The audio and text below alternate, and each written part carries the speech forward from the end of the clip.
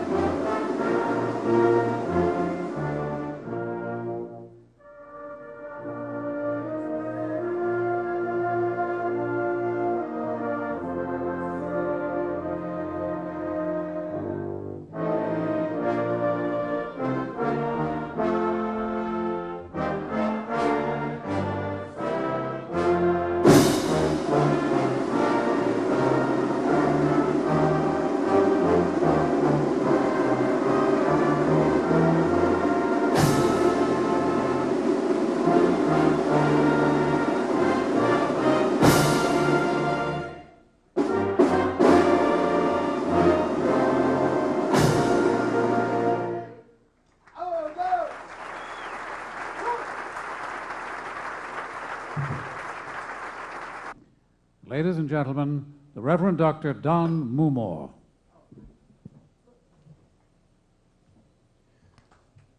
Let us all unite in prayer. O God, for this festive occasion, we give you thanks. For Ronald Reagan, our friend and your servant, bless him with a full life, our Father, in happiness, and clothe him with your special love and grace. Come, our Father, and visit us again this evening with your peace, your power, and your provision for every need we have in this critical and fearful world. May we find our rest in you, our God and our salvation. Thank you for what you're going to do this evening, and we commit it to you in your name. Amen. Amen. God bless you. Ladies and gentlemen, please welcome your gracious host and master of ceremonies for the evening, Merv Griffin.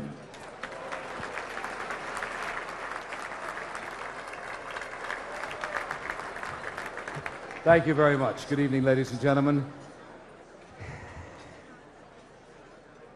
And welcome to what we all feel will be an extraordinary, if not emotional, evening. Mr. President, we're all proud to be here.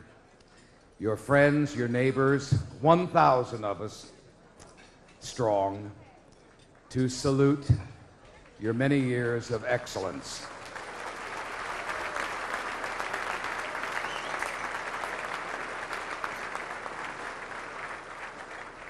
I personally like to think of you as Ronald Reagan V. Ronald Reagan I was, of course, a great lifeguard. Ronald Reagan II was that wonderful sportscaster. I knew Ronald Reagan III, the wonderful actor. Ronald Reagan IV, the governor. And Ronald Reagan V, our highly esteemed President of the United States.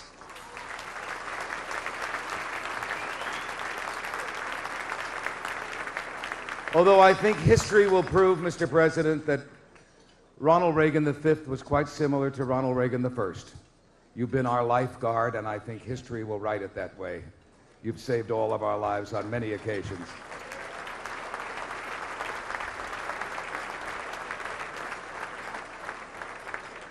I want to bring out here first tonight a major mover and shaker in this community. He has been available for some of the best things that have happened here. At the moment, he's busy cleaning up our air in Los Angeles, and we see his commercials with all those nice folks singing about it. We're beginning to see the light. He is chairman of this evening's festivities. He's also chairman of the Ronald Reagan Foundation. For a working job, he just happens to be chairman of the board and chief executive officer of ARCO. I'm very proud to introduce this man to you. Here's Mr. Lodrick Cook.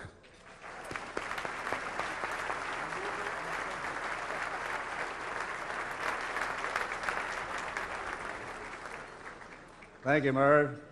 Good evening, ladies and gentlemen. Mr. President, let me be the first to say it. Happy birthday.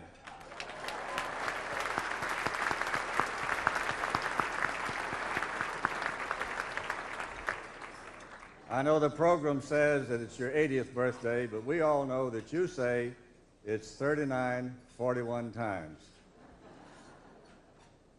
Throughout our lives, we're always receiving congratulations for something we have nothing to do with, being born. We're here to pay tribute to you because of what you have done, your amazing record of accomplishment for the people of this state, this country, and the world. Mr. President, you are the honoree tonight, but those of us privileged to be here with you and Nancy feel ourselves to be the ones who are truly honored. We're honored to be with a man who distinguished the presidency during 2 terms of office and gave us reason to hope for peace and prosperity. We're delighted that the record of your years in the White House will be preserved for scholars and the public in the Ronald Reagan Presidential Library.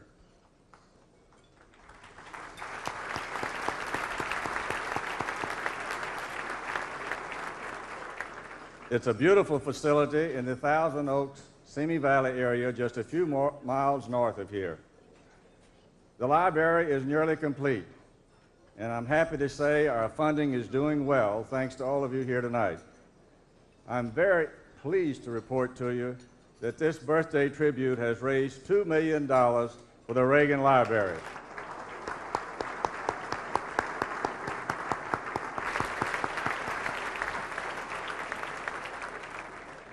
And now it gives me great pleasure to turn the podium back to our Master of Ceremonies, Merv Griffin.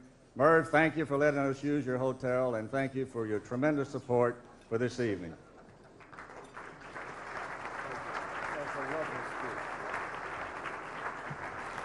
I would like to acknowledge some extraordinary people in the ballroom here tonight.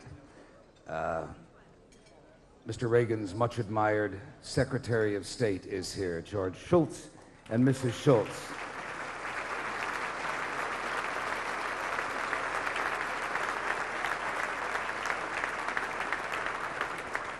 Secretary of Health, Education, and Welfare, Jack Kemp and Mrs. Kemp.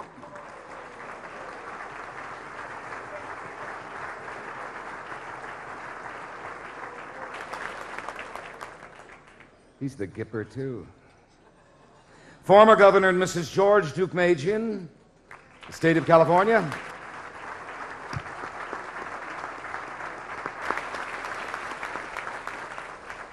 Governor and Mrs. Pete Wilson.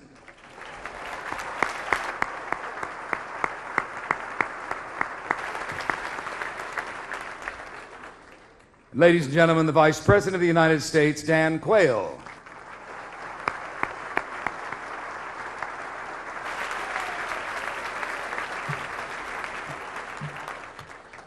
God, they say you're getting old when the policemen look young.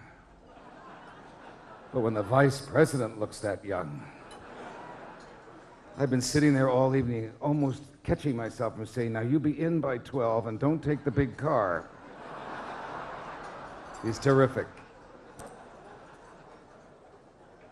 Of course, we're all excited by the presence of one of the most admired woman in the world. She is an extraordinary lady who, in just these 2 days, has captured the imaginations and the hearts of everybody who has heard her speak and who've just seen her. I personally fell in love with her on C-SPAN cable, where I would watch her weekly with those 600 bullies from the House of Commons who went after her, and she would keep standing up and answering them in one short sentence and devastating them. Knock them out of the box every time. We all love Mrs. Thatcher. Here is Prime Minister Margaret Thatcher.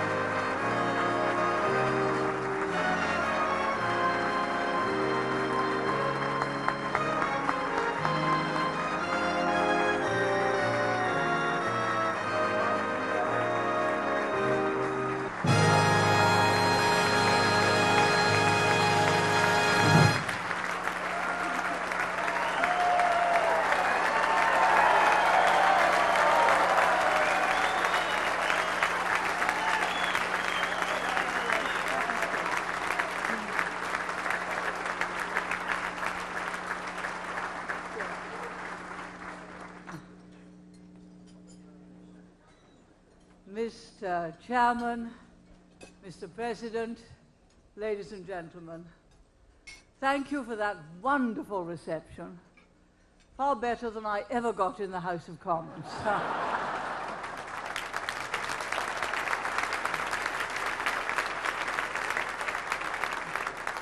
But we're really here tonight to celebrate the 80th birthday of a great American. He is not, of course, an altogether typical American life. Not even in the Great Republic can every poor boy grow up to be a president. But it is the ideal American life. The extraordinary range of achievement and experience spanned by President Reagan's career, from a poor but loving family in the Depression, to stardom at the height of the Hollywood story, to the leadership of the free world at its most testing time, is a living example of what the world has learned to call the American dream.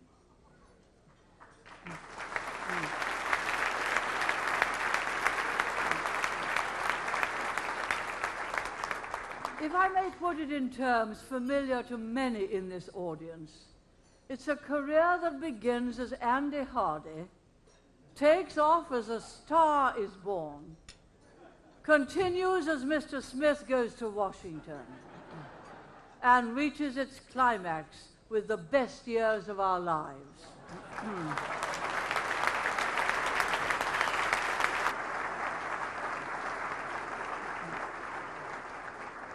Your recent autobiography, Mr. President, may be the first book ever to win an Oscar for the Best Original Screenplay.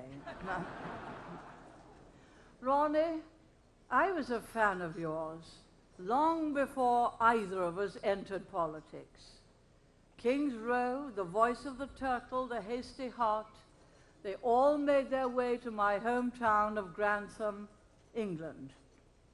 I think I missed Bedtime for Bonzo.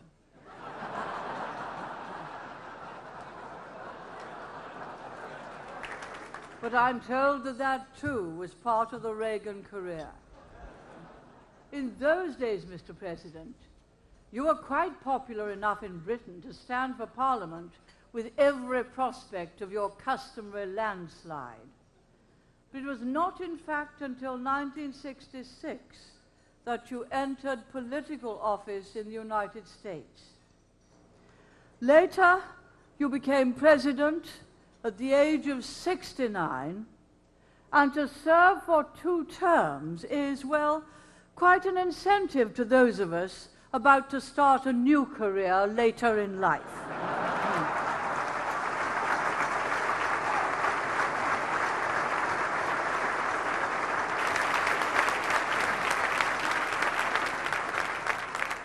Mr. President, the Reagan years were great years for America and for the world.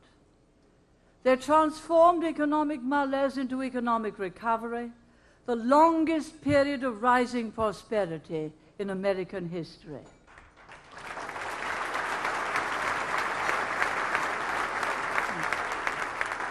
In summing up that achievement, I can do no better than to repeat a remark made by Sam Goldwyn when he was judging a film script. That story is wonderful, it's magnificent, it's prolific. So too have been the Reagan years. The economic recovery was but part of a wider recovery of America's spirit and her role in the world. Mr. President, you took office at a time when the Soviet Union had recently invaded Afghanistan, was placing missiles in Eastern Europe, and assisting communist guerrillas in the Third World to install themselves in power. All that was reversed by America's recovery of self-confidence, by your calm and skillful exercise of American power, and by the strengthening of America's defenses.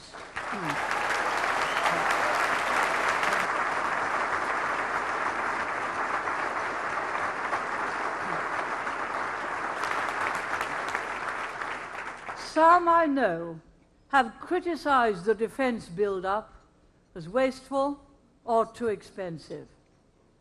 How ill-judged that criticism looks today.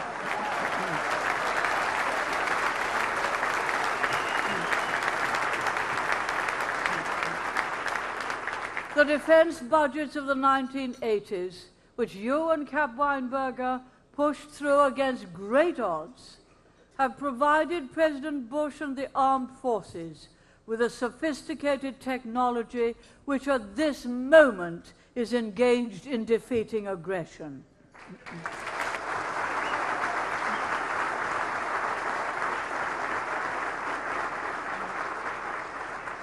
Mr. President, you set out to enlarge freedom the world over when freedom was in retreat, and you succeeded, with perhaps a little help from friends.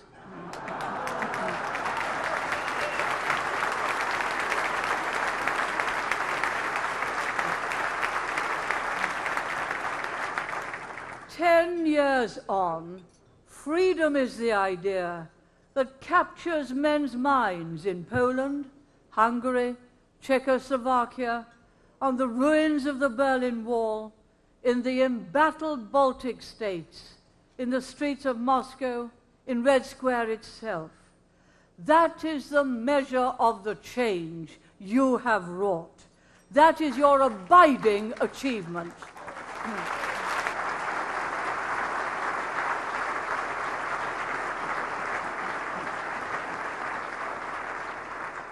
And I should like to pay tribute to Nancy for her devoted support at all times.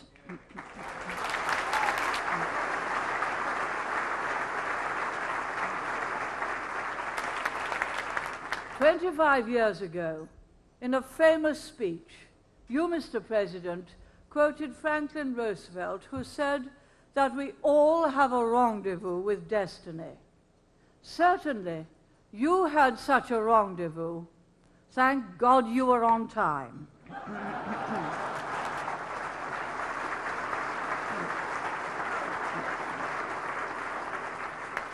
I am proud to have been beside you when you held high the torch of freedom. Today, far across the ocean in the desert sands, freedom is threatened once again by yet another tyrant of our time. the United States and the United Kingdom, bound by a friendship which has long endured and which has never been closer, stand together in the fight as we have stood so often before.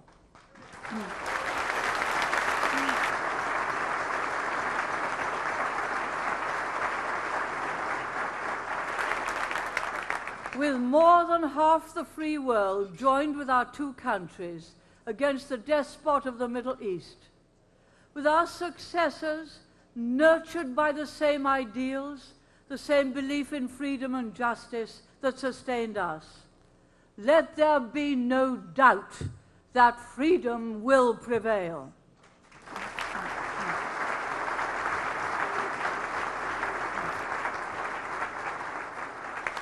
Enduring success never comes easily. It is said that it takes struggles in life to make strength. It takes fight for principles to make fortitude.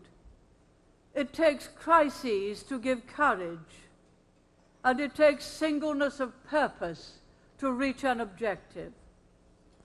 That, Mr. President, describes your life.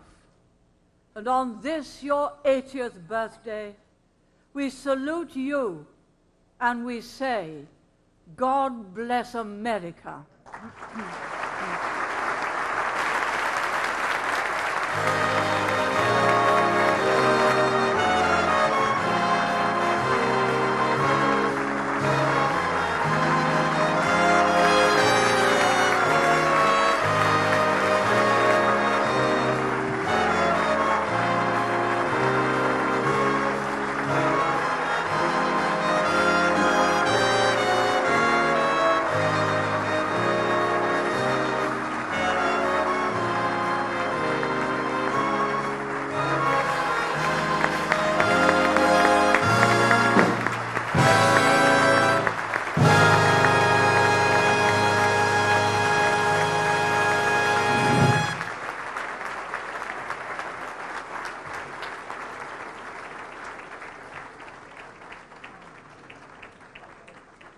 I'll vote for her if she stays.